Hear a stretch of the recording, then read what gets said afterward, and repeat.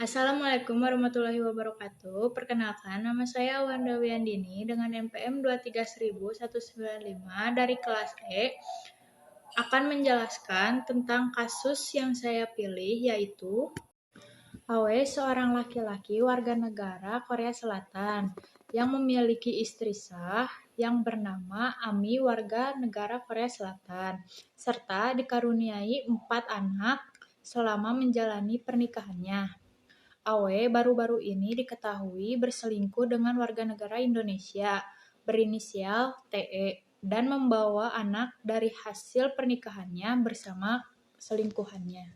Analisis berdasarkan pasal 1 RUU KUHP, perbuatan Awe yang diduga melakukan perselingkuhan dengan TE tidak secara eksplisit diatur dalam peraturan pidana yang telah ada sebelumnya. Namun, dalam kasus perselingkuhan yang melibatkan orang yang telah menikah seperti Awe, biasanya diatur dalam undang-undang tentang pernikahan, perceraian, atau undang-undang yang terkait dengan perlindungan keluarga. Pencurian bayi yang dilakukan oleh Awe dan TE dari Ami bisa dianggap sebagai penculikan anak atau pelanggaran terhadap hak asuh anak yang mungkin telah diatur dalam perundang-undangan yang berkaitan dengan perlindungan anak. Tindakan Awe untuk menghalangi pemberian ASI eksklusif kepada bayinya dapat dikategorikan sebagai pelanggaran terhadap hak kesehatan dan perlindungan anak yang juga dapat diatur dalam undang-undang yang berlaku di Korea Selatan. Berdasarkan pasal 2 RUU KUHP, perbuatan yang dilakukan oleh Awe apabila dilihat dari hukum yang hidup dalam masyarakat dapat menganggap perbuatan tersebut sebagai pelanggaran terhadap nilai-nilai moral, etika, dan hukum yang berlaku. Dalam banyak masyarakat, perbuatan perselingkuhan dan pengabaian terhadap hak-hak keluarga serta anak dianggap tidak etis dan dapat dipertanggungjawabkan secara hukum. Prinsip-prinsip hukum yang hidup dalam masyarakat, termasuk nilai-nilai Pancasila, hak asasi manusia, dan asas hukum umum yang diakui masyarakat beradab, dapat membentuk dasar untuk menilai tindakan Awe secara kritis, misalnya hak anak untuk mendapatkan asuhan dari kedua orang tuanya, hak perempuan untuk mendapat perlindungan terhadap kekerasan dan diskriminasi, serta nilai-nilai keadilan dalam hubungan perkawinan.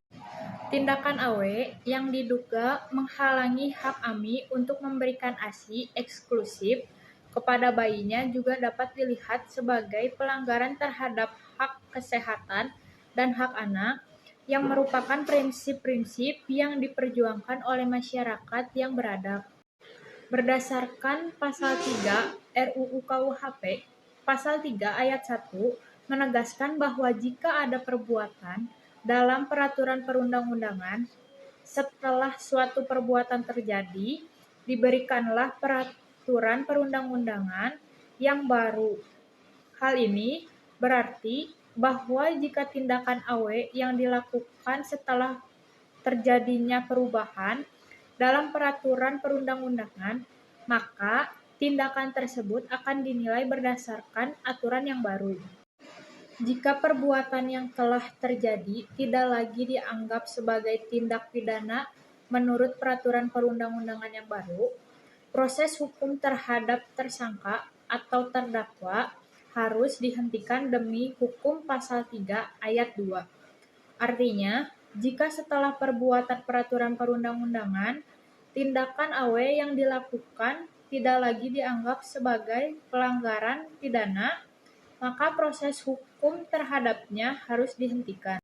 Berdasarkan pasal 4 RUU KUHP, dalam konteks kasus ini, terdapat beberapa tindakan yang mungkin dapat diklasifikasikan sebagai tindak pidana.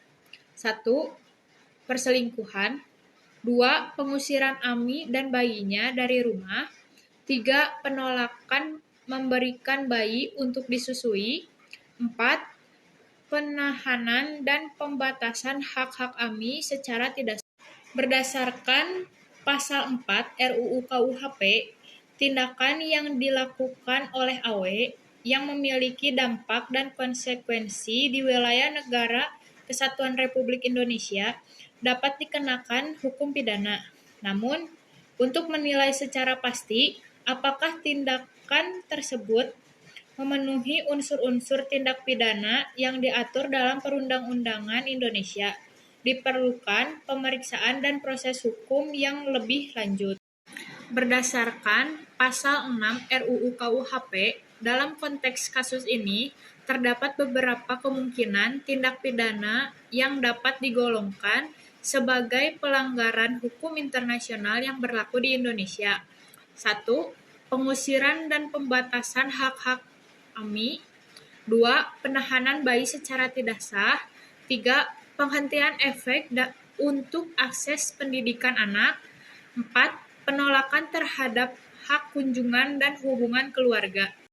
Berdasarkan Pasal 7 RUU KUHP, berdasarkan Pasal 7 KUHP Nasional, ketentuan pidana berlaku bagi setiap orang yang melakukan tindak pidana di luar wilayah negara Kesatuan Republik Indonesia, yang penuntutannya diambil alih oleh pemerintah Indonesia atas dasar suatu perjanjian internasional yang memberikan kewenangan kepada pemerintah Indonesia untuk melakukan penuntutan pidana. Tindakan yang dilakukan oleh AW seperti pengusiran Ami dari rumah, penahanan bayi secara tidak sah, penolakan hak kunjungan dan hubungan keluarga, serta pelarangan pemberian ASI eksklusif dapat dianggap sebagai tindak pidana yang terjadi di luar wilayah Indonesia. Namun, untuk dapat mengambil alih penuntutan pidana terhadap AW, pemerintah Indonesia harus memiliki dasar suatu perjanjian internasional yang memberikan kewenangan untuk melakukan penuntutan pidana dalam kasus-kasus semacam ini. Berdasarkan Pasal 8 KUHP Nasional, berikut adalah analisis terhadap kasus yang disediakan. 1. Tindak pidana di negara tempat tindak pidana dilakukan. Tindakan yang dilakukan oleh AW seperti pengusiran Ami, penahanan bayi secara tidak sah, dan pelarangan pemberian ASI eksklusif juga dapat dianggap sebagai tindak pidana di Indonesia, negara tempat tindak pidana dilakukan. Tidak dapat dijatuhi pidana mati karena seorang warga negara Indonesia di luar wilayah Indonesia yang melakukan tindak pidana seperti yang dijelaskan dalam kasus ini tidak dapat dijatuhi pidana mati. Berdasarkan kronologis, analisis berdasarkan Pasal 10 KUHP Nasional adalah sebagai berikut. Waktu tindak pidana. Tindakan-tindakan yang dilakukan oleh AW yang dapat dipidana, seperti pengusiran Ami dari rumah, penahanan bayi secara tidak sah, penolakan hak kunjungan dan hubungan keluarga, pelarangan pemberian ASI eksklusif, serta pengambilan bayi secara paksa dari Ami, terjadi pada berbagai waktu antara bulan Oktober 2023 hingga Februari 2024. Dari segi waktu tindakan, setiap kali AW melakukan tindakan yang merugikan Ami dan anak-anaknya, hal itu dapat dianggap sebagai saat terjadinya tindak pidana. Misalnya, saat AW memutuskan untuk mengusir Ami dan bayinya dari rumah pada Oktober 2023, saat AW menolak memberikan hak kunjungan Ami kepada anak-anaknya, dan saat AW menahan Ami untuk melihat anak-anaknya di rumah sakit pada Februari 2024. Tempat tindak pidana. Tindakan-tindakan yang dilakukan oleh AW yang dapat dipidana seperti pengusiran Ami dari rumah, penahanan bayi secara tidak sah, penolakan hak kunjungan dan hubungan keluarga, pelarangan pemberian ASI eksklusif, serta pengambilan bayi secara paksa dari AMI terjadi di beberapa tempat yang berbeda. Dari segi tempat tindakan, tindakan tersebut terjadi di rumah tangga mereka, terutama pada saat Ami dan bayinya diusir dari rumah untuk pindah ke apartemen yang dulunya ditempati oleh Awe dan TE. Selain itu, tindakan pengambilan bayi secara paksa oleh Awe terjadi di rumah sakit ketika Ami hendak melihat bayinya. Tindak pidana. Dari kronologis yang disampaikan, tindakan yang dilakukan oleh Awe dapat diklasifikasikan sebagai tindak pidana. Tindakan ini mencangkup pengusiran Ami dari rumah tanpa alasan yang sah, penahanan bayi secara ilegal, penolakan hak kunjungan dan hubungan keluarga, pelarangan pemberian ASI eksklusif, pengambilan bayi secara paksa dari AMI di rumah sakit, serta penolakan pemberian waktu yang cukup bagi AMI untuk berhubungan dengan bayinya di rumah sakit. Bersifat melawan hukum.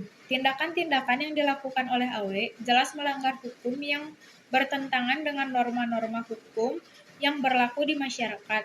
Pengusiran AMI, penolakan hak kunjungan dan hubungan keluarga, serta penahanan bayi secara ilegal adalah tindakan-tindakan yang melawan hukum dan tidak dapat dibenarkan. Berdasarkan kronologis yang diberikan, terdapat beberapa tindakan yang dapat diklasifikasikan sebagai tindak pidana berdasarkan KUHP Nasional Indonesia. Berikut adalah analisis berdasarkan jenis tindak pidana dan kualifikasinya. 1. Pengusiran dan penahanan bayi secara ilegal. Tindakan Awe untuk mengusir Ami dari rumah dan menahan bayi secara ilegal dapat diklasifikasikan sebagai tindak pidana pengusiran atau penghilangan anak yang termasuk dalam pasal 333 KUHP. 2. Pelarangan hubungan keluarga. Penolakan Awe untuk memberikan Ami bertemu dan berhubungan dengan anak-anaknya juga dapat dianggap sebagai tindak pidana yang melanggar hak-hak orang tua dan anak. Mungkin termasuk dalam pasal 288 KUHP tentang pencemaran nama baik dan 3. Penyitaan bayi secara paksa. Pengambilan bayi secara paksa oleh Awe di rumah sakit tanpa izin Ami juga merupakan tindakan melanggar hak-hak Ami sebagai orang tua dan dapat dikategorikan sebagai penculikan yang termasuk dalam pasal 328 KUHP. 4. Penghalangan pemberian ASI.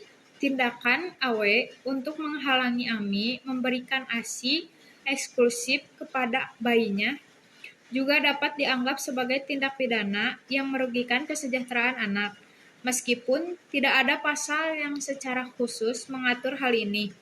Namun, bisa termasuk dalam kategori perlindungan anak di bawah pasal 76A KUHP. Dan yang terakhir adalah penculikan anak. Pengambilan anak secara paksa dari tempat tinggalnya oleh Awe, terutama jika dilakukan tanpa izin Ami, juga dapat dianggap sebagai penculikan anak berdasarkan pasal 328 KUHP. Sekian hasil analisis yang dapat saya sampaikan. Wassalamualaikum warahmatullahi wabarakatuh.